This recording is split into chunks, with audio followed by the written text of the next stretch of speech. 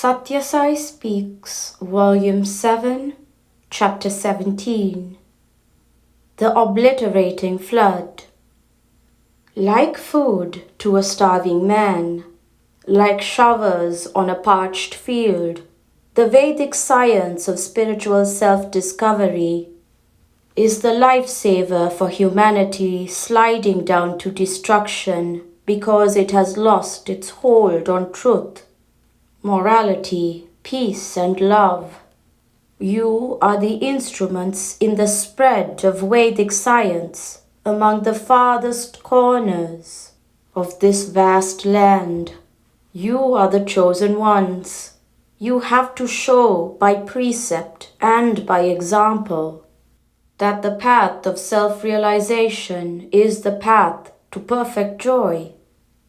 Hence, on you lies a great responsibility, the responsibility of demonstrating by your calmness, composure, humility, purity, virtue, courage, and conviction under all circumstances, that the sadhana you practice has made you a better, happier, and more useful person.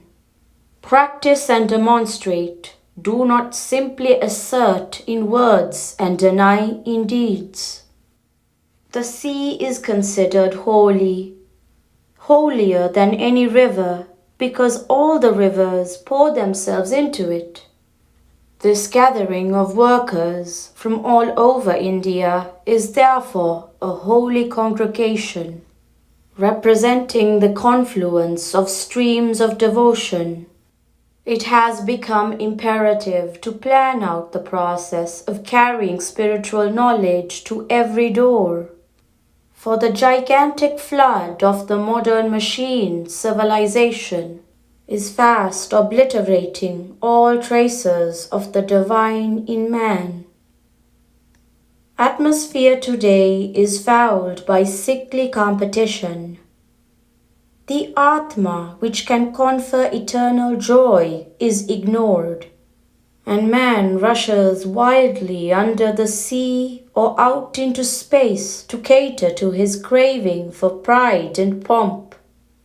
Some persons have to step forward boldly now to declare from their own genuine experience that the joy of reaching the moon is as nothing when compared to the joy of reaching the inner moon of Ananda, and the source of all Ananda, the Atma. Saying one thing and being another will defeat the very purpose. The slightest sign of hypocrisy will weaken the foundations of the edifice. This is why it is necessary to lay down certain tests and qualifications, certain broad guidelines for those who stand forth as workers in this field. Standards and systematic self-examination are necessary at every stage for the success of every effort. The atmosphere today is fouled by hate, greed, and sickly competition, which cast out the virtues of reverence, humility, and equanimity. The world and its ephemeral attractions have become the goal of human endeavor.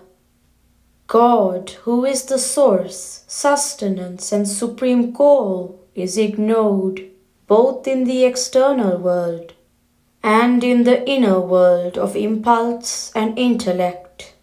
So the organizations you are representing have to be ever vigilant and efficient, lest you too are drawn into the vortex.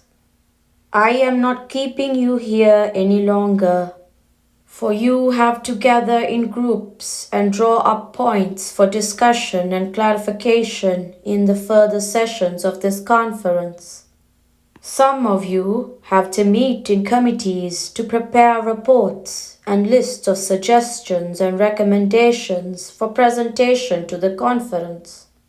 So I bless you all and allow you to go back to your lodgings so that you may meet early afternoon for the next stage of the discussion. First All India Conference of Bhagawan Sri Sathya Sai Seva Organizations, Madras, April 20th, 1967. Illness is caused more by malnutrition of the mind than of the body. Doctors speak of vitamin deficiency. I will call it the deficiency of vitamin G, and I will recommend the repetition of the name of God, with accompanying contemplation of the glory and grace of God. That is the vitamin G. That is the medicine. Regulated life and habits are 2/3 of the treatment, while the medicine is just 1/3 only. Sri Sathya Sai Baba.